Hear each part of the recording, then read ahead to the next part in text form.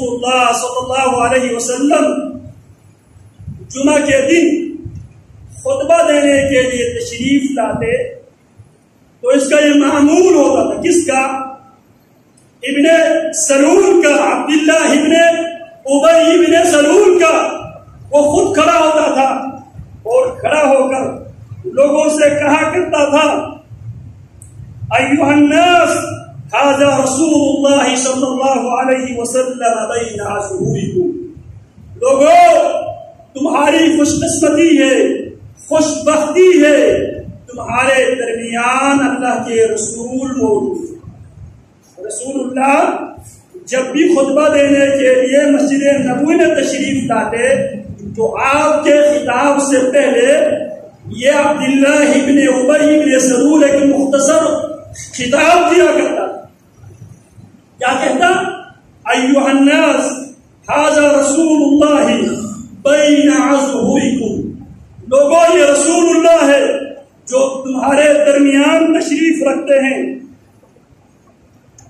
اکرمکم اللہ بہ، اللہ نے تمہیں اس رسول کی برکت سے عزت بخشی ہے۔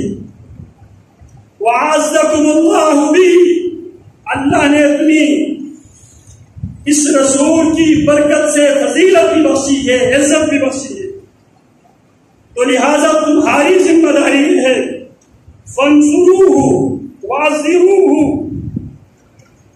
تم اس رسول کی مدد بھی کرو، اس کے ساتھ کھڑے ہو جاؤ، واسمعوا لہ، اس رسول کی بات کو اچھی طرح سن لو، واطیعوا، اور اچھی طرح اس رسول کی اطاعت۔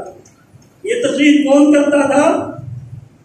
عبداللہ ابن ابی ابن سلول جو رئیس المنافقین ہے، یہ رسول اللہ صلی اللہ علیہ وسلم پر ایمان لانے سے لے کر غزوہ احد تک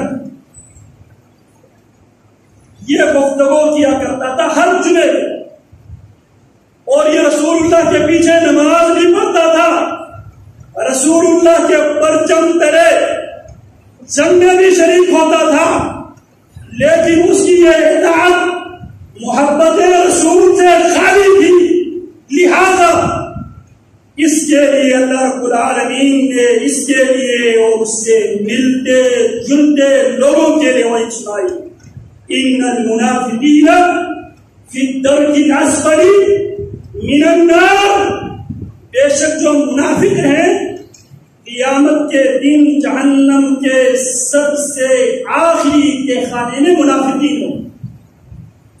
تو بات میں یہ کر رہا ہے محبت رسول کے لیے اطاعت رسول بنیادی شرط ہے، اور اطاعت رسول کے لیے محبت رسول بنیادی شرط ہے۔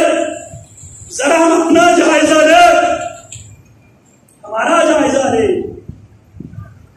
تو ہم محبت تو کرتے ہیں لیکن ہماری محبت اطاعت سے خالی ہے۔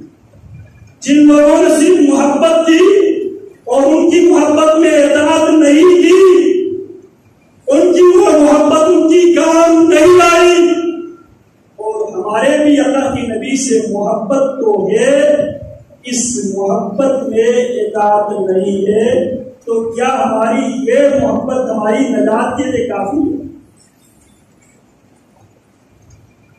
ذرا غور کریں۔ اور ایک نوجوان ہے جو محبت بھی کرتے تھے، اطاعت بھی کرتے تھے، اور محبت اور اطاعت کی انہوں نے وہ مثالیں قائم کی جو بہت کم انبیاء کے صحابہ میں وہ مثال پائی جاتی۔ رسول اللہ صلی اللہ علیہ وسلم غزوہ بدر کے موقع پہ حضرات صحابہ سے بار بار یہ ارشاد فرماتے ہیں، اشیروا علی ایھا الناس، لوگوں مجھے مشورہ دے تو ہمیں کیا کرنا چاہیے؟ ہر بار ابو بکر و عمر مہاجرین صف اول پہ آ کے کہنے لگے، اللہ کے حبیب، ہم نے آپ کی محبت میں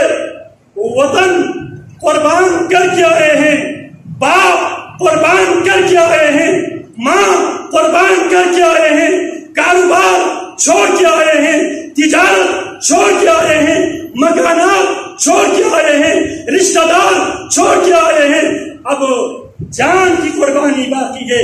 اللہ کے حبیب یہ قربانی بھی دینے کے لیے ہم تیار. ہم عزیز و اقارب کی محبت کی قربانی دے کر آئے ہیں, مکہ مکرمہ میں چلتے کاروبار کی قربانی دے کر آئے ہیں, زندگی کی جمع پونچھ سے بنی ہوئی مکانات کی قربانی دے کر آئے ہیں, عزیزوں کو چھوڑ کے آئے ہیں, والدین کو طرف دے چھوڑ کے آئے ہیں آپ کی محبت میں, اولاد کو بھی آپ کی محبت میں چھوڑ کے آئے ہیں. رسول اللہ صلی اللہ علیہ وسلم نماز ظہر پڑھا کے فارغ ہوئے تھے. اسی دوران سیدنا عبد الرحمن بن عوف رضی اللہ تعالی عنہ, یہ مکہ مکرمہ کے ٹاپ کے تاجر تھے. جناب عبد الرحمن بن عوف ٹاپ کے تاجر تھے. یہ بعد میں ہجرت کر کے آئے. رسول اللہ صلی اللہ علیہ وسلم کی ہجرت کے بعد رسول اللہ کی نظر پڑی عبد الرحمن بن عوف پہ. عبد الرحمن بن عوف ایک بوسیدہ کپڑے میں, جسم پہ صرف ایک کپڑا ہے, چل چل کے پیر پہ چھالے پڑ چکے ہیں. رسول اللہ صلی اللہ علیہ وسلم کی نظر پڑتی ہے, سوال کرتے ہیں عبد الرحمن کیسے آنا ہوا؟ کہنے لگے اللہ کے حبیب سب کچھ لٹا دیا, جو تجارت میں سے جو مال میں نے کمایا, فیملی کے افراد نے وہ مال مجھے لے کر آنے نہیں دیا. جس اونٹ میں میں سوار ہو کے آنا چاہتا تھا اس اونٹ کو بھی انہوں نے مجھے استعمال کرنے نہیں دیا, وہ اونٹ بھی انہوں نے مجھ سے چھین لیا.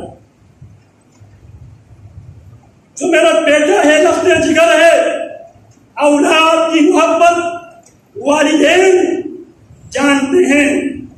میرا جو چھوٹا لخت جگر تھا وہ بھی میرے گھر والوں نے مجھ سے چھینا. جانا ہے تو اکیلے چلے جاؤ, ہم اپنے بھتیجے کو تیرے ساتھ جانے نہیں دیں گے. سسراریوں نے بیوی کو مجھ سے چھین لیا. جانا ہے تو محمد کی محبت میں اکیلے چلے جاؤ, ہم اپنی بیٹی کو تمہارے ساتھ جانے نہیں دیں گے. اللہ کے حبیب سب کچھ لٹا کے آیا. وہ ٹاپ کے تاجر پیدل چل چل کے